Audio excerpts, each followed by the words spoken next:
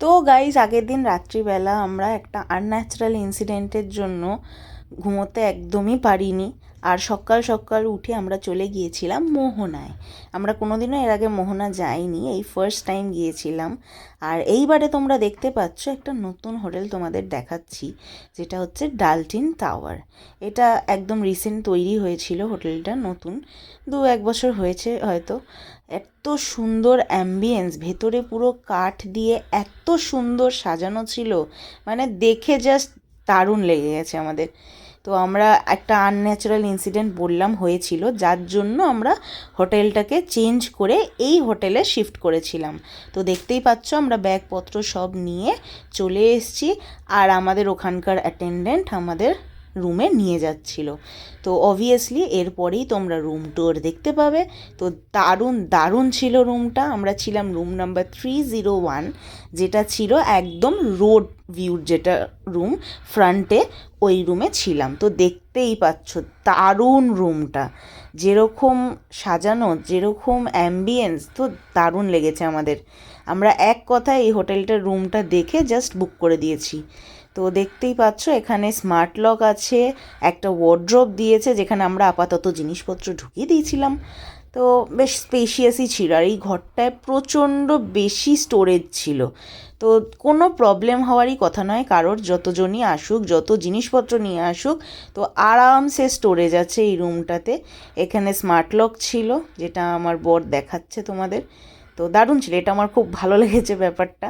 আমরা first time এরকম room enjoy করছিলাম। আর এই যে দেখতে পাচ্ছ আমি একটার পর একটা তোমাদের স্টোরেজ দেখিয়েই যাচ্ছি, এত স্টোরেজ রুমটাতে।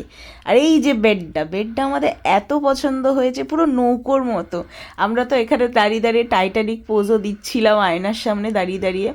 তো দারুণ দারুণ রুমটা ছিল, আর কাঠের জিনিসপত্র সব এত সুন্দর ছিল, এত সুন্দর ছিল, কি বলবো, আমাদের তো জাস্ট থেকেই যেতে ইচ্ছা করছিল। আর এই যে আমি ডাকছি তোমাদের দেখানোর জন্য, এখানে একটা ছোট ব্যালকনি আছে, যেখান দিয়ে আমরা নিচে আমাদের বুলেটুকে দেখতে পাচ্ছিলাম, যে নিচে পার্ক ছিল।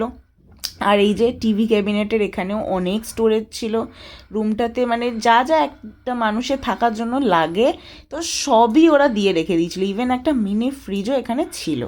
তা অবভিয়াসলি আমরা শীতকালে এটাকে ইউজ করতে পারিনি, বাট ঠিক আছে, সবই ওরা অ্যাভেলেবেল রেখেছিল।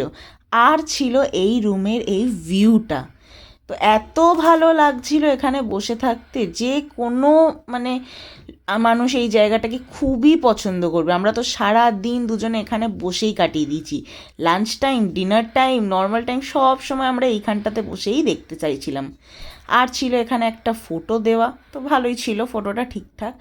আর এখানে ছিল একটা বড় বড় আয়না লাগানো।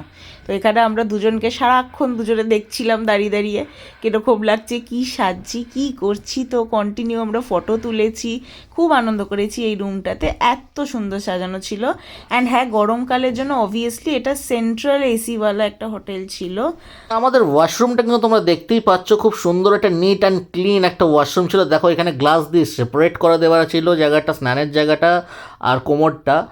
আর যেটা সব থেকে ভালো লেগেছে হচ্ছে এখানে প্রোভাইড করেছিল কোলারের বেসিন। ও একদম নিট অ্যান্ড ক্লিন, একটা নোংরা নেই, নোংরা আছে বলা চলবে না এখানে। দেখতেই পাচ্ছ টয়লেট্রিজ আমাদের প্রোভাইড করেছে, toothbrush, toothpaste and all the shampoo, soap, shower gel, comb even provide করা ছিল, যেটা আমাদের খুব ভালো লেগেছে। আর সবকটাই ফিটিংস কিন্তু ছিল টয়লেট্রিজে কিন্তু কোলারের, ঠিক আছে, ব্র্যান্ডেড ফিটিংস একদম, যে দেখতেই পাচ্ছ কোলার। আর হোটেলটা একদম টু লাক্সারিয়াস ছিল। এই হচ্ছে আমাদের একটা লাক্সারি ভিউ আমাদের এই রুমটার।